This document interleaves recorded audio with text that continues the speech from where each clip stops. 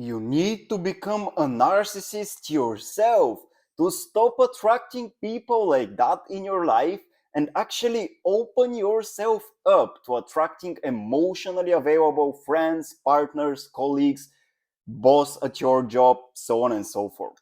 I know this sounds really paradoxical and you just want to reject it and throw that idea out of the window, but stay with me until the end of the video because I'll explain exactly why it is like that, exactly how it works, and exactly why when you become a little bit more narcissistic yourself, you stop attracting narcissists in your life and you are able to surround yourself with people who support and lift you up. Okay, do we have a deal? I hope we do. That being the case, let's directly get into the topic. First of all, hey there, I am Daniel, a relationship alignment coach and a creator of the Soulful Relationships Experience one-on-one coaching program. It's a one-on-one coaching program that helps you completely eradicate any toxic, codependent, narcissistic, and power struggle relationship dynamics from your life and surround yourself with only people who support and lift you up, who are emotionally available, who are honest, transparent with their feelings in just the span of 3 to 4 months. So if this is something that you're curious and interested about, you can always schedule your free relationship alignment session in the link in the description below, where we can jump on one-on-one call and create a specific personalized one for you on how you can surround yourself with only people who support and lift you up in just the next 3 to 4 months. So yeah, if you're curious about that, follow the link in the description. Now, having shared that, let's directly get into the topic. So why is it that we need to become a little bit narcissistic, egocentric, and self-centered if we want to stop attracting narcissists and if we want to actually open up to more emotionally available people who tend and care for our emotions and we want to be there the way we are always there for others? Because here is the truth, my friend. If you are surrounded by narcissists in your life, no matter if this is your spouse, your wife, your friend, your boss, whoever that is, so if there is a narcissistic person in your life, this is because, well, you are too emotional, too sensitive, you are too empathetic, right? So you're always there for others. You at some time in your past, you learned that if I don't care for others, if I don't ensure the fact that everybody around me feels safe, everybody around me feels good, everybody around me feels fulfilled and happy, then it's not safe.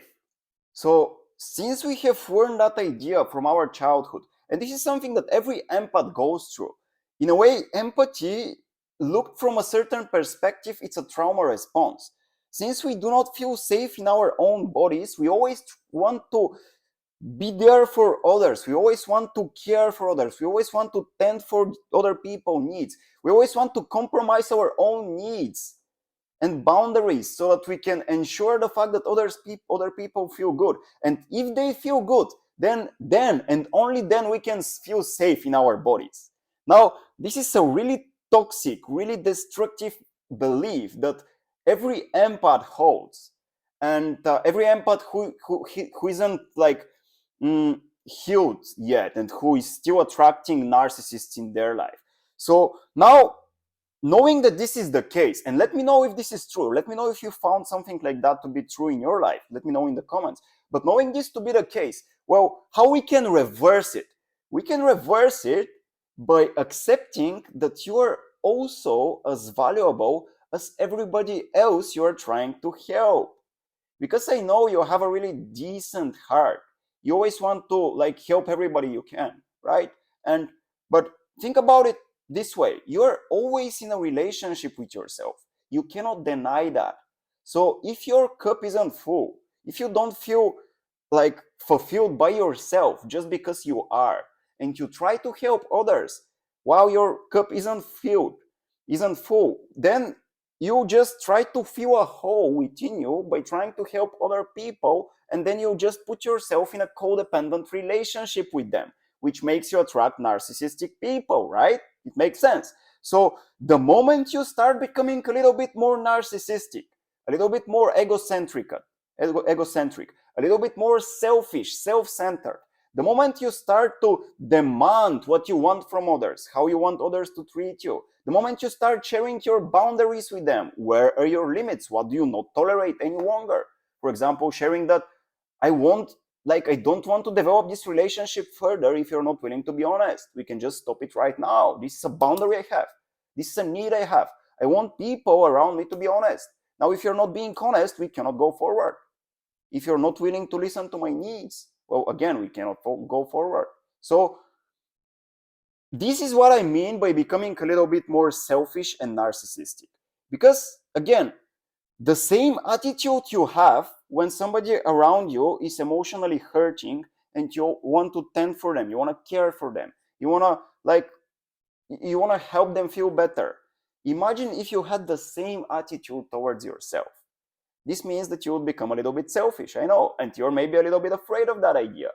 But it's the solution, because the moment you start tending for your own needs, caring for your own needs, the moment you start to embody the attitude you have towards other people who are hurting, you embody the same attitude towards yourself, is the exact moment that you stop tolerating narcissistic relationships.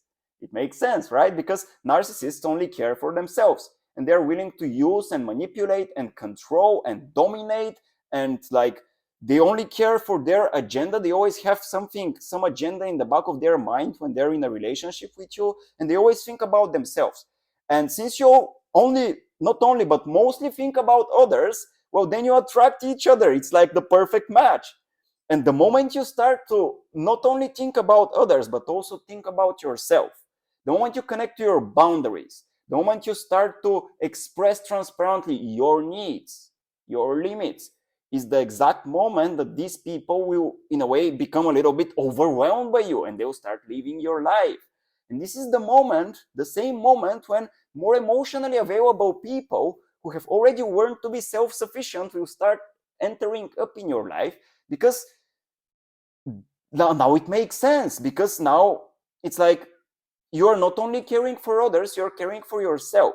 And these people who are also caring for other people and they're caring for themselves, now you can match together, you can enter in a relationship with them. And these are emotionally available people. But for you to get to that stage, you need to become a little bit more narcissistic.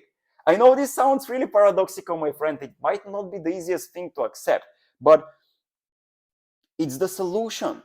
So to make it easier for you, let me share with you a story of a client I worked with a while ago.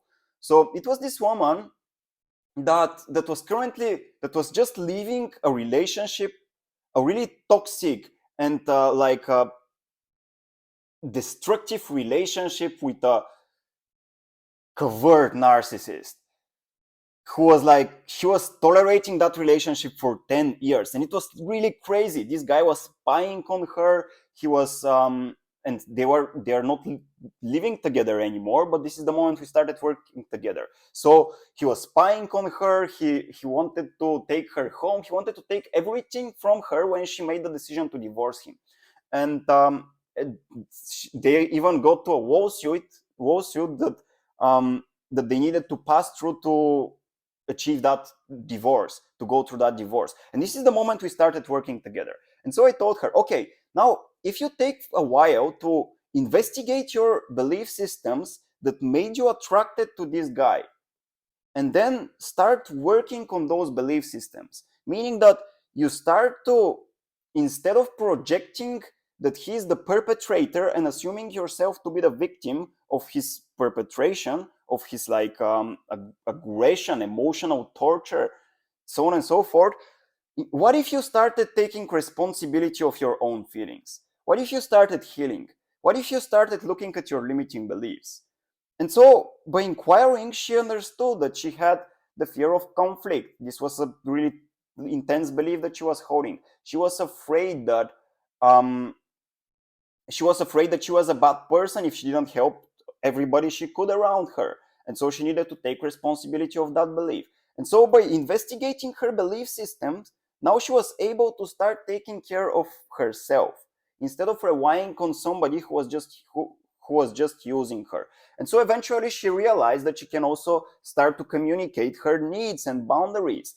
And by doing so with everybody in her life, including her ex-husband at this stage, well, then eventually the divorce started moving forward, and so she was able to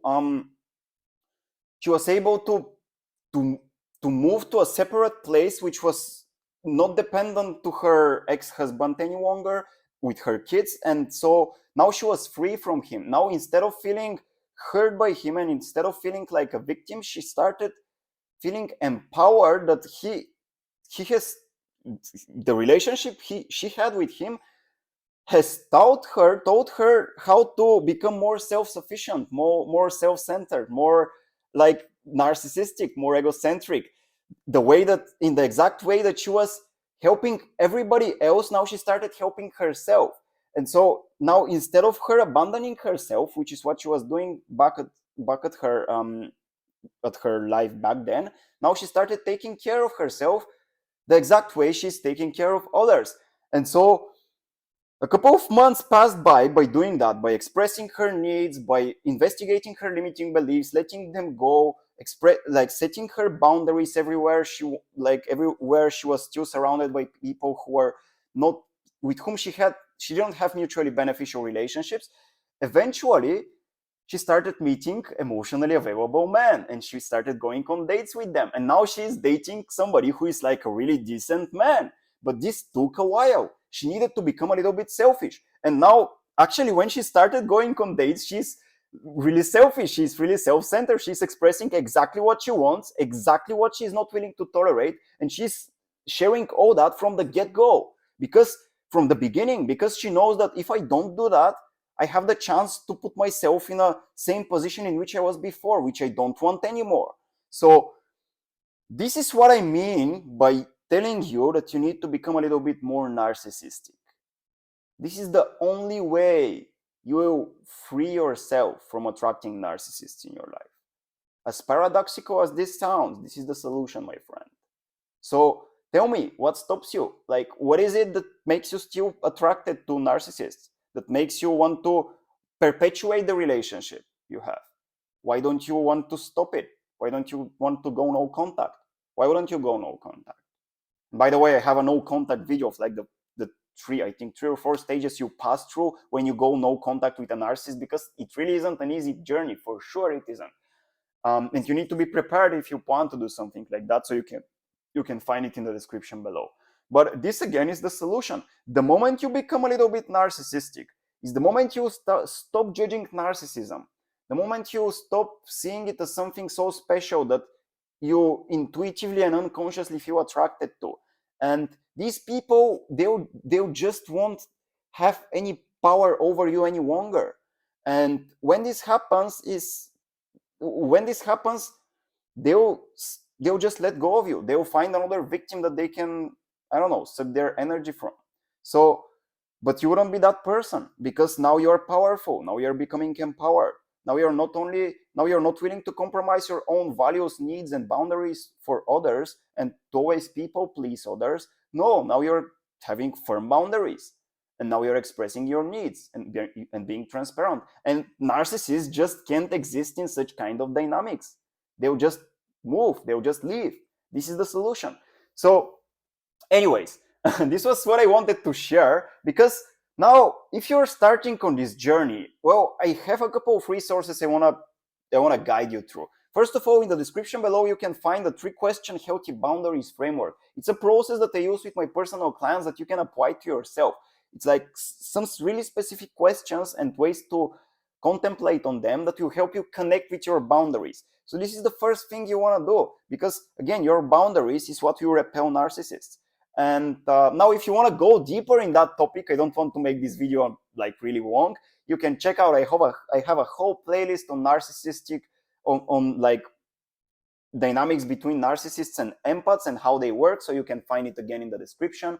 And if you want to jump on a call in which we can create a personalized strategy for you on how to completely eradicate people like that in your life, well, in just the next 3 to 4 months, and like not go back again any longer, just stop tolerating that at all, well, you can schedule your free relationship alignment session below, where we'll jump together on a call, talk, explore your emotions, explore some of your beliefs that make you attracted to people like that, and like create a personalized plan on how you can resolve that problem in your life completely just in the next 3 to 4 months.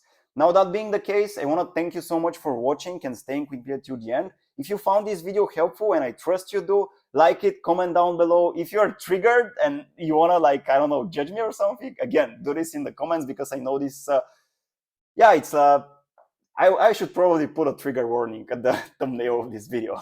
It's a really emotionally disturbing topic, and it's controversial. So yeah, I know that it can have a certain effect on you. And if you're also new to the channel, to the Soulful Relationships channel, subscribe to it, because I'll be creating a lot of more content on that topic. That being the case, thank you so much for staying with me till the end of the video, and I will see you around in the next one. Bye bye for now. Enjoy your day.